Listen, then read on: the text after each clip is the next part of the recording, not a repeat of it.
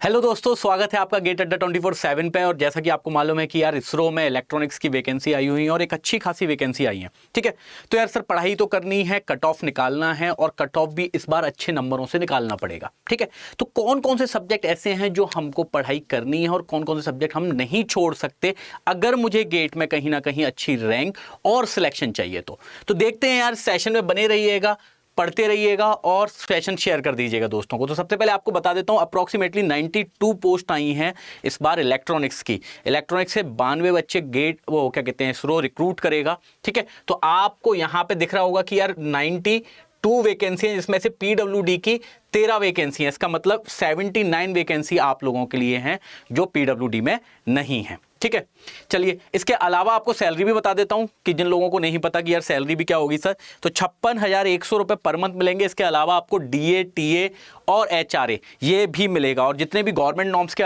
हिसाब से आपका जो भी है ना क्या कहते हैं सैलरी बनती है, इसके अलावा आपको जो भी चीज़ें मिलती हैं वो आपको सारी यहाँ पे मिलेंगी ही मिलेंगी। यानी सेंट्रल गवर्नमेंट के हिसाब से जो भी स्कीम आपकी चलती है सैलरी की, वो साथ में मिलेगी। ठीक है, तो आपको कम से कम 56,100 रुपए तो मिलेंगे ही मिलेंगे, ये बिल्कुल अच्छे से याद रखें। अब यार पेपर की बात कर लेते हैं कि सर प्रीवियस ईयर्स में पेपर किस तरह के आए हुए हैं, है ना। इससे हम थोड़ा सा दिमाग लगा सकते हैं कि यार सर कौन सा सब्जेक्ट नहीं मिस कर सकते। तो अगर आप देखोगे इसको, तो यहां पे अगर देखो तो ये हैं आपके टेक्निकल सब्जेक्ट। इस बार पैटर्न चेंज किया गया है। 80 क्वेश्चन 80 ही आएंगे टेक्निकल के, पर इस बार 15 क्वेश्चन बढ़ा दिए गए हैं। और वो 15 क्वेश्चन कौन से बढ़ाए हैं? नॉन टेक रीजनिंग के। ठीक है, तो अब आपको इस बार रीजनिंग भी पढ़नी है और बहुत अच्छे से पढ़नी है। रीजनिंग में आपको कंडीशन ये है कि 20 मार्क्स का रीजनिंग का पेपर होगा, जिसमें आपको कम से कम 10 नंबर लाने ही हैं अगर आप अनरिजर्व्ड कैंडिडेट हैं। ठीक है, पीडब्ल्यूडी नहीं है तो, और पीडब्ल्यूडी में है तो 40% मार्क्स आपको लाने ही है। इसका मतलब रीजनिंग बहुत अच्छे से पढ़ के जाना है, क्योंकि वो आपका क्वालिफाइंग कराएगा।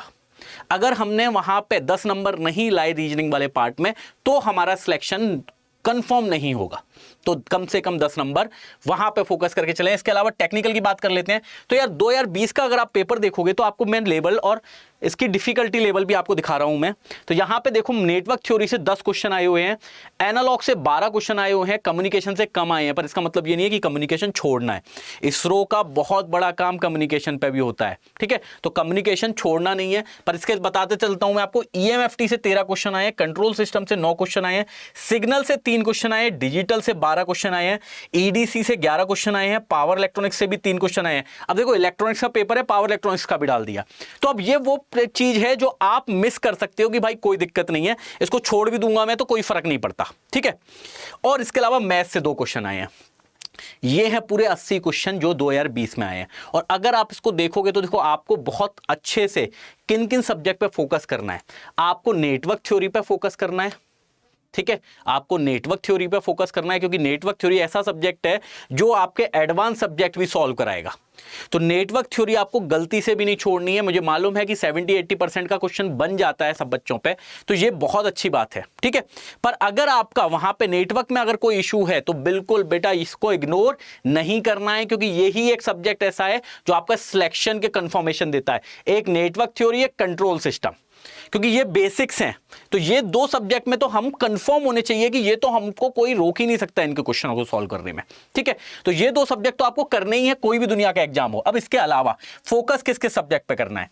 तो सर एनालॉग इलेक्ट्रॉनिक्स पे फोकस करना है। इलेक्ट्रॉनिक्स में सबसे ज्यादा जो जरूरी सब्जेक्ट है वो आपका है ईडीसी और एनालॉग इलेक्ट्रॉनिक्स। ये दोनों सब्जेक्ट आपको बहुत अच्छे से फोकस करने हैं। इसके बाद आपको फोकस करना है ईएमएफटी पे, और इसके बाद कम्युनिकेशन पे। और ये 4 सब्जेक्ट आप तैयार करेंगे। डिजिटल इलेक्ट्रॉनिक्स आप बिल्कुल अच्छे से पढ़ते हैं, आपका 70% क्वेश्चन हो जाता है। ठीक है, तो मैं ये मानता हूं कि नेटवर्क थ्योरी, कंट्रोल सिस्टम और डिजिटल इलेक्ट्रॉनिक्स, ये 3 सब्जेक्ट ऐसे हैं जिनमें आप 70% प्लस क्वेश्चन कर लेते हैं। ठीक है, तो ये दो तीनों सब्जेक्ट अगर आपके नहीं है कि सर 70% भी नहीं होते हैं, तो बेटा इन पे सबसे पहले फोकस करो। पर अगर इनमें 70% हो जाते हैं तो उसके बाद आपको सबसे ज्यादा फोकस जो रखना है वो है एनालॉग इलेक्ट्रॉनिक्स, कम्युनिकेशन और ईएमएफटी।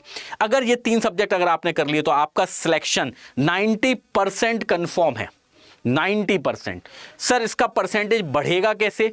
तो बढ़ेगा तो तब बेटा जब ये सब्जेक्ट बचे हुए आप कर लोगे। ठीक है, पर अगर आप ये सब्जेक्ट कर रहे हैं कि एनालॉग इलेक्ट्रॉनिक्स, कम्युनिकेशन और ईएमएफटी, तो आपको 3 सब्जेक्ट के देखो वेटेज दिख रहा होगा अभी 2020 में। अभी मैं पुराना पेपर भी दिखाऊंगा आपको। ठीक है। पर 2020 में अगर वेटेज देखोगे 13 और 12 25 और 5 30 क्वेश्चन, ठीक है, 30 क्वेश्चन यहां से हैं। और नेटवर्क कंट्रोल मिला के 19, 30 और 19 39, ठीक है, 49 और 49 और इसके बाद डिजिटल इलेक्ट्रॉनिक्स 12, कितने क्वेश्चन हुए करीब करीब, तो 49 और 12 हो गए आपके 61 क्वेश्चन, यानी 61 क्वेश्चन आपको इन 5 सब्जेक्टों में मिल जाएंगे। तो इनको 5 से 6 सब्जेक्टों को तो मिस करना है ही नहीं है, ठीक है। ईडीसी आप छोड़ना नहीं, क्योंकि ईडीसी से भी आप 50-60% क्वेश्चन आराम से कर लेते हो। तो ये सब्जेक्ट आपको बिल्कुल अच्छे से फोकस करने ही करने हैं। अब आपको मैं दिखाता हूं पुराना, और अगर इसमें देखोगे तो आपको दिखेगा कि वेटेज सर करीब करीब वैसा ही है, पर इस बार कम्युनिकेशन पे ज्यादा फोकस कर लिया, ईएमएफटी पे कम किया है ना, दिख रहा है। ईएमएफटी पे पिछली बार उससे पहले कम किया है, कम्युनिकेशन पे ज्यादा कर लिया है ना। तो ये भी चीज बहुत अच्छे से कोशिश करनी है। और देखो नेटवर्क पे कम किया तो कंट्रोल पे ज्यादा कर लिया, है ना। तो यहां पे आपको एक चीज क्लैरिटी मिल रही होगी कि ये सब्जेक्ट अगर नेटवर्क पे नहीं करते तो कंट्रोल पे कर लिया है फोकस। डिजिटल इलेक्ट्रॉनिक्स इनको उतना ही चाहिए, कम्युनिकेशन एनालॉग इलेक्ट्रॉनिक्स उतनी ही चाहिए, ठीक है, डिवाइसेस उतनी ही चाहिए। यानी 3 सब्जेक्ट तो ये बहुत अच्छे से लेके बैठे हैं। अगर आप किसी भी साल का पेपर देखोगे तो analogue electronics, EDC, digital electronics, ये सब्जेक्ट तो इनके लिए वो हैं जो आपको करने ही पड़ेंगे, ठीक है, क्योंकि हर साल इसमें कम से कम 3 सब्जेक्ट में मिला के कम से कम 30 से 35 क्वेश्चन आपको मिलेंगे ही मिलेंगे। तो ये 3 सब्जेक्ट गलती से भी मिस मत करना। इसके अलावा आपको नेटवर्क कंट्रोल आना चाहिए, और उसके बाद कम्युनिकेशन और ईएमएफटी, इन दोनों को मिला के भी आपको 15 से 20 क्वेश्चन मिल जाएंगे। क्लियर है, ठीक है। ये करने के बाद इतनी चीजें अगर आपकी क्लियर हैं तो उसके बाद आपको रीजनिंग भी पढ़नी पड़ेगी। और रीजनिंग में भी आपको मैं बता देता हूं, तो जिस तरह का पेपर पैटर्न है, पेपर पैटर्न इस बार थोड़ा सा चेंज है। टाइमिंग चेंज नहीं है, 2 घंटे का ही पेपर होगा, पहले भी 2 घंटे का होता था। पहले 80 क्वेश्चन आते थे, इस बार आ रहे हैं 95 क्वेश्चन।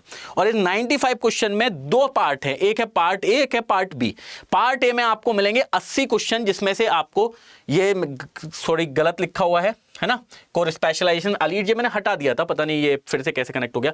तो यहां पे आपको बता रहा हूं मैं, 80 क्वेश्चन जो होंगे वो आपके कोर टेक्निकल होंगे, जो हर क्वेश्चन 1 मार्क्स का होगा। और अगर आपका क्वेश्चन गलत हुआ तो नेगेटिव 1/3 होगा, -1/3। अलीड ब्रांच नहीं है अब, तो ये हट गया है, ये मैंने हटा दिया था, पता नहीं कहां से ऐड हो गया स्लाइड में फिर से, ठीक है। इसके अलावा पार्ट बी की बात कर लेते हैं। तो इसमें आपको अलग से पार्ट बी भी मिलेगा, जिसमें आपको 15 क्वेश्चन मिलेंगे, और 15 में से आपको कम से कम नहीं तो 50% से ऊपर सही करना है, सही करना है। और इसमें नेगेटिव मार्किंग नहीं है, तो आंख बंद करके 15 भी लगा देना। अगर गलती से ऐसा हो गया कि सर मेरे को 10 क्वेश्चन आ रहे थे, 5 क्वेश्चन नहीं आ रहे थे, तो भी 5 लगाने हैं। तो 15 क्वेश्चन पार्ट बी के करने ही करने हैं, चाहे आते हो चाहे नहीं आते हो, ठीक है। और पर कंडीशन क्या है, 50% वेटेज। तो यहां पे अगर आप देखोगे तो यहां पे सिलेक्शन प्रोसीजर बोला गया है भाई कि पार्ट ए और पार्ट बी दोनों में 50% आपको करना कंपलसरी है क्वालिफाइंग के लिए, ठीक है।